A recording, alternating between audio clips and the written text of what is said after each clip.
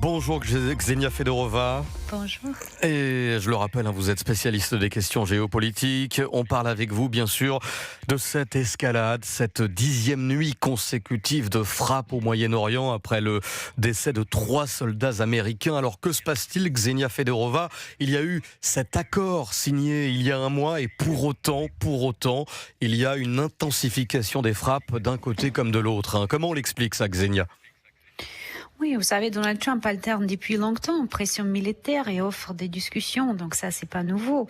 Mais on voit que l'escalade est déjà là et la véritable interrogation est de savoir si Washington cherche à imposer un nouveau rapport des forces régionales par les armes ou simplement à pousser Téhéran vers les négociations en position des faiblesses. Sauf que, vous savez, les frappes peuvent affaiblir l'Iran, mais pas nécessairement le faire capituler. Et la force de l'Iran réside aujourd'hui dans sa capacité d'une puissance régionale. Téhéran dispose de plusieurs leviers, ses missiles et ses drones, ses alliés régionaux, les menaces sur les infrastructures énergétiques du Golfe. On voit très bien qu'il frappe aujourd'hui les bases américaines, mais aussi à Koweït, les sites stratégiques énergétiques. Après, il y a le détroit d'Ormuz qui est bloqué, évidemment, et qui a une énorme carte dans les mains des Iraniens, mais il ne faut pas aussi non plus oublier le soutien des Houthis au Yémen.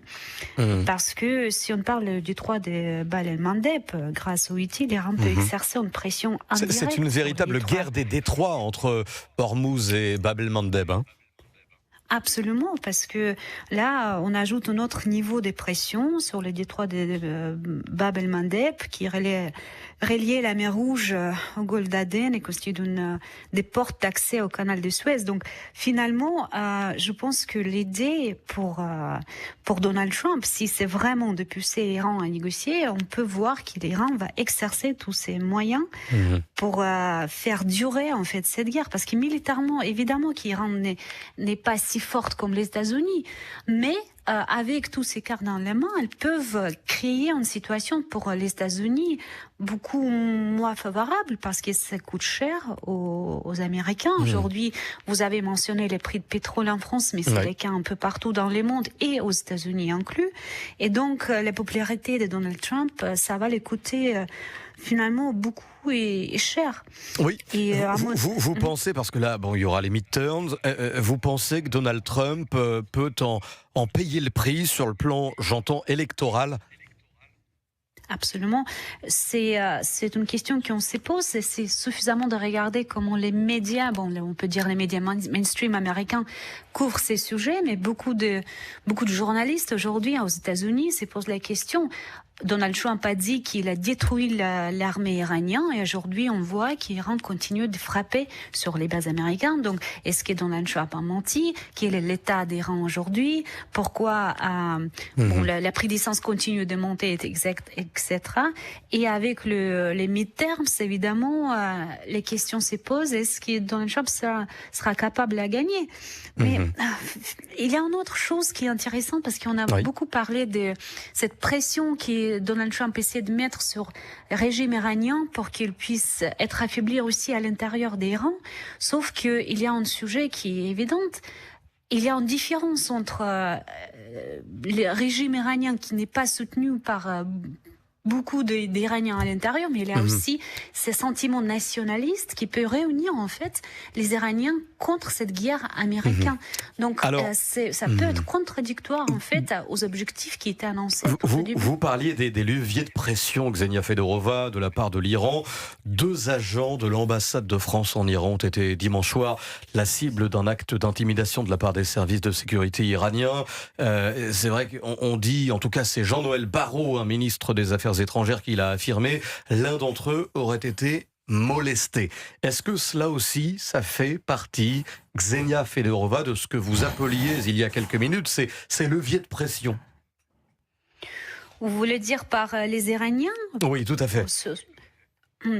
Oui, écoutez, je pense qu'il y a aujourd'hui en général, la France ne joue pas un rôle central dans ces conflits. L'enjeu, c'est entre les États-Unis, Israël et évidemment les pays du Golfe. En tous les cas, ce qu'on peut peut-être regretter, c'est que la France, aujourd'hui, diplomatiquement, ne joue plus un rôle central et important. Et je n'ai pas suivi cette situation qu'ils vont rencontrer. Il faut que je regarde. Mais c'est clair qu'Iran est dans l'état de guerre. Iran répond sévèrement en fait et durement à toutes les tentatives de, comme ils voient ça, l'ingérence. Donc c'est clairement un souci. Je pense que oui. Pardon, allez-y. Non, je vous en prie, c'est passionnant, Ksenia Fedorova. Alors j'aimerais évoquer également l'autre point de crispation de l'autre côté du globe, sujet que vous connaissez également extrêmement bien, Ksenia. Le porte-parole du Kremlin a déclaré que la Russie menait, je cite, son opération militaire afin qu'aucune troupe de l'OTAN ne soit présente sur le territoire ukrainien. Comment vous décryptez cela, Ksenia Fedorova ? Oui, ce discours, ce n'est pas nouveau. Depuis de nombreuses années, la Russie a affirmé que l'élargissement de l'OTAN vers l'Est constitue une menace pour sa sécurité. Et avant même le début de la guerre, Moscou demandait des garanties sur la neutralité de l'Ukraine et sur l'absence d'infrastructures militaires occidentales à proximité de ses frontières. Sauf qu'on a appris par le New York Times qu'après 2014, il y a eu installation de 12 bases militaires de CIA, donc on peut dire des États-Unis en Ukraine. Et malheureusement, on attend aujourd'hui aussi qu'il y a des volontés des pays de l'OTAN d'envoyer les troupes au sol. Donc pour la Russie, c'est clairement sont les lignes rouges. Et si vous vous souvenez, Emmanuel Macron, il a dit que ça sera dans l'intérêt de la France d'envoyer des soldats au sol ukrainien après que un accord est signé. Bon, on n'est pas encore proche d'un accord, mais cette idée d'envoyer les soldats français en Ukraine, ça peut créer une énorme base pour une autre escalade, en fait, entre la Russie et les pays de l'OTAN. Et en escalade entre les pays de l'OTAN, ça peut mener aussi vers une guerre ouverte. Oui. Comment vous voyez la suite des opérations, justement, Ksenia Fedorova ? Moi, je pense qu'aujourd'hui, ce qu'on voit, c'est que la Russie continue à avancer, même si on voit beaucoup de frappes de drones ukrainiens sur les infrastructures de pétrole en Russie, à Moscou. Ça change pas la réalité des terrains. Donc, si on regarde ce qui se passe vraiment au Donbass, ce que l'armée russe, lentement, mais continue d'avancer. Donc, je pense que ce qui va arriver, c'est que la Russie va continuer à avancer petit à petit. Elle va reprendre aujourd'hui, elle réclame qui sont à contrôle sur Konstantinovka. C'est une ville importante et majeure dans les républiques populaires de Donetsk, à Donbass. Et je pense que ça va continuer. Donc, à un moment, les frappes des Ukrainiens sur les sites énergétiques, c'est quelque chose qui est très désagréable, évidemment, mais ça ne va pas changer le discours, le cours de cette guerre, à mon avis. Comment les Russes appréhendent-ils cette guerre qui devait durer quelques jours, quelques semaines et qui se prolonge Comment la population russe vit-elle la situation ? Parce qu'elle commence à être impactée tout de même. Ça, c'est pas moi qui le dis, Ksenia Fedorova. Évidemment que pour tous les Russes, cette guerre est vue comme une tragédie entre les deux peuples qui sont très proches. Vous savez, beaucoup de Russes ont la famille en Ukraine. Moi, c'est le cas aussi. Moi, je suis russe et j'ai ma famille, une partie de ma famille qui est dans l'Ukraine de l'Est. Mais après, les Russes voient ça différemment, ce que, par exemple, les Français ou les Européens voient. Parce que pour les Russes, tout a commencé avant 2022. C'est commencé après 2014 avec les bombardements de Donbass par Kiev, parce que le Donbass, c'est le côté de l'Est de l'Ukraine qui ne voulait pas accepter en fait le coup d'État qui s'est produit en Ukraine en 2014. Et après, ce qui est très important de dire, c'est que aussi les Russes voient qu'il y a une guerre par procuration, c'est-à-dire que c'est une guerre qui n'est pas seulement entre la Russie et l'Ukraine, mais avec la participation indirecte des pays de l'OTAN.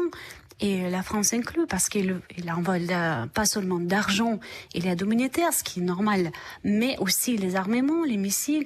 Et donc aujourd'hui, les Russes font ça plutôt comme si la Russie était déjà en guerre indirecte avec l'OTAN. Et les discours de certains dirigeants européens, et Emmanuel Macron inclus, et le chef de l'OTAN, montrent que l'Europe et l'OTAN se préparent pour une guerre ouverte avec la Russie dans quelques années.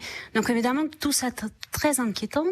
Et après, tout le monde espère qu'on va trouver une voie diplomatique pour régler ces conflits. Alors, deux conflits majeurs, et c'est vrai que là, on va s'adresser à tous ceux qui nous écoutent, Ksenia Fedorova, on va être concret, pragmatique. Le pouvoir d'achat est une réelle préoccupation aujourd'hui pour tous ceux qui nous suivent et qui sont peut-être dans la voiture, sur la route des vacances. Il va y avoir des conséquences économiques, Ksenia Fedorova, qui ont déjà débuté d'ailleurs avec un litre d'essence qui a pris 20 centimes en 4 jours. Exactement. Le problème aujourd'hui, ce n'est pas seulement le blocage du détroit d'Ormuz, ce qui est un énorme souci, mais c'est aussi les conséquences des décisions qui étaient prises, si on parle de l'Europe et les pays européens et la France, les conséquences de ces décisions de se priver des ressources énergétiques de la Russie. Parce que la France et l'Union européenne en général sont décidées de ne plus acheter les gaz bon marché, les pétroles bon marché. Et donc aujourd'hui, ils sont obligés d'acheter ça ailleurs et de temps en temps pour les prix beaucoup plus élevés, 2, 3, même 4 fois plus cher. Et donc aujourd'hui, ajouter à ça le blocage du détroit d'Ormuz, et on ne sait pas exactement quand est-ce que les États-Unis vont trouver un accord et s'ils vont trouver un accord avec l'Iran. Donc ça peut durer encore plus. Les réserves, c'est vide. Aujourd'hui, moi je suis pas économiste ou experte en énergie. Je peux vous dire que c'est clair et c'était annoncé que les réserves étaient déjà je pense, 50% plus vides par rapport à l'année dernière. Donc si ça continue quelques semaines ou quelques mois, on va avoir une vraie hausse de prix du pétrole et une crise énergétique finalement. Merci beaucoup d'avoir été parmi nous pendant ces quelques minutes. Ksenia Fedorova, je rappelle que vous êtes spécialiste des questions diplomatiques. Europe 1 Info, 13h, 14h, Charles Huillier. Allez, interdiction des réseaux sociaux, c'est aussi ce qui fait débat entre députés et sénateurs. Cette loi sur l'interdiction des réseaux sociaux aux moins de 15 ans doit être peut-être votée ce mardi. Olivier Vial, Gabriel Cluzel, je suis toujours en votre compagnie jusqu'à 13h. Alors, que penser de cette interdiction, sachant que les jeunes ont toujours une longueur d'avance sur la technologie et les différents barrages technologiques, justement, les filtres, comme on dit. Gabriel Cluzel, je sais que vous êtes très au fait de ces sujets-là, parce que mère de famille, comment vous recevez ce projet de loi, justement ? Écoutez, dans l'absolu, c'est très vertueux de vouloir garder à l'écart les enfants, les jeunes adolescents des réseaux sociaux. Moi, ce qui me fait un petit peu peur, c'est que je crains que l'enfer soit pavé de bonnes intentions, et donc sous ce prétexte apparemment vertueux, eh bien, cela permette de contrôler, puisqu'on va demander de ce fait l'identité de chacun, un peu plus ce qui se passe sur les réseaux sociaux. Vous savez, on aurait un moyen simple de supprimer. Moi, je l'utilise dans ma famille. C'est que vous considérez que jusqu'à 16 ans, vos enfants n'ont pas de téléphone intelligent, voilà, de smartphone. Donc, bon courage. Mais non, mais c'est mais moi, je suis désolée. Vous y êtes parvenu ou pas ? Oui, je vous dis franchement, je vous dis pas qu'il ne pique pas mon téléphone. À quelle époque, Non, là, moi j'ai un fils qui a 14 ans, donc je peux vous en parler. Oui, je peux vous en parler. Et alors, pardon de cette question un peu intrusive, il ne vous l'a pas reproché par rapport à la différence avec ses petits camarades, justement ? Juste précisément, il connaît les règles, ça a été les règles pour ses aînés, il sait que jusqu'au lycée, il n'y a pas, enfin jusqu'à ses 15-16 ans, il n'y a pas de téléphone portable. Vous savez, c'est comme l'alcool, je trouve que le gouvernement devrait plutôt décider que, par exemple, on interdit la vente des smartphones aux mineurs, voilà, ou l'usage. Et alors, ça me paraît beaucoup plus vertueux dans la mesure où ça laisserait les adultes libres, en revanche, de leur mouvement. On sent bien qu'il y a une idée liberticide qui dépasse celui des adolescents dans cette loi. Olivier Vial, il y a également le côté sécuritaire. Parce que c'est vrai qu'on a vu régulièrement lors des soirées d'Halloween en France, ces soirées purges où on avait dans la rue des jeunes mineurs, parfois de moins de 15 ans et souvent même de 12 ou 13 ans, qui s'amusaient à brûler des voitures. Bon, eux, s'ils n'accèdent pas aux réseaux sociaux, est-ce que on les empêchera d'aller dans la rue durant ces soirées-là, ou bien malheureusement on part de trop loin et ça ne fera pas de miracle en une minute, je pense Olivier Vial. C'est vraiment pour moi une interdiction qui donne bonne conscience aux politiques en pensant qu'ils ont traité le problème, alors qu'en fait ils ne vont pas le traiter. Parce que quand vous parlez par exemple de ce qui se passe pour les questions de sécurité, en fait aujourd'hui c'est plus les réseaux sociaux, c'est les messageries cryptées. Et on voit que dans la loi, les messageries cryptées, ils ont du mal à pouvoir les toucher. C'est de plus en plus, par exemple, le trafic se fait sur des forums de jeux vidéo. C'est pas les réseaux sociaux. Et donc les forums de jeux vidéo. Donc en fait, on a une galaxie. Et là, pour le coup, il y a effectivement toujours une avance de ceux qui utilisent ces réseaux pour des fins criminelles par rapport aux législateurs. Donc ça ne changera rien de ce point de vue-là. Et je rejoins avec un peu plus de modération ce que disait Gabriel. Moi, je pense qu'effectivement, le vrai enjeu, c'est d'avoir des périodes et des lieux qui soient sans écran, plus que sans réseaux sociaux. Donc en fait, le boulot, il n'est pas à faire à l'Assemblée nationale, il est à faire, comme disait Gabriel Cluzel, dans les familles. En fait, si déjà à l'école, on pouvait dire que dans l'école, on était vraiment à 100% sans écran, ça serait effectivement sans doute beaucoup plus facile. On n'en prend pas le chemin, parce que dès le plus jeune âge, on biberonne les enfants à des tablettes par rapport à l'éducation. Et pourquoi pas d'ailleurs, par rapport à l'éducation, on en est revenu, effectivement. On est en train d'en revenir. Mais on les biberonne avec des tablettes. Mais c'est effectivement le vrai... Parce qu'en fait, après, il va falloir les éduquer à l'usage des réseaux sociaux, à l'usage numérique. Donc, croire qu'interdire ça suffira, c'est pas suffisant. Je pense qu'il faut leur donner les armes pour justement affronter ça. Et les armes, c'est la culture générale, et c'est justement des moments sans écran. Non, mais nous voyons que même nous-mêmes, nous sommes victimes des réseaux sociaux. Comment voulez-vous qu'un jeune adolescent résiste? Vous savez que les problèmes de harcèlement, c'est lié aussi. Enfin, si ce sujet du harcèlement s'est durci, c'est parce qu'il vous poursuit dans votre chambre, sur les réseaux sociaux, sur votre téléphone. Moi, si on a peur, parce que c'est vrai qu'aujourd'hui, on est des parents qui ont un cordon ombilical toujours très serré, eh bien, on peut donner un 9 touches. Voilà. Et juste, rapidement, Olivier Vial. Par exemple, on a beaucoup accusé les réseaux sociaux d'entretenir des fake news. C'est vrai, mais ceux qui diffusent le plus les fake news, c'est les plus de 60 ans. Ah oui, ça a été documenté, effectivement. On l'a vu pendant le Covid. Allez, merci à tous les deux, Gabriel Cluzel, Olivier Vial.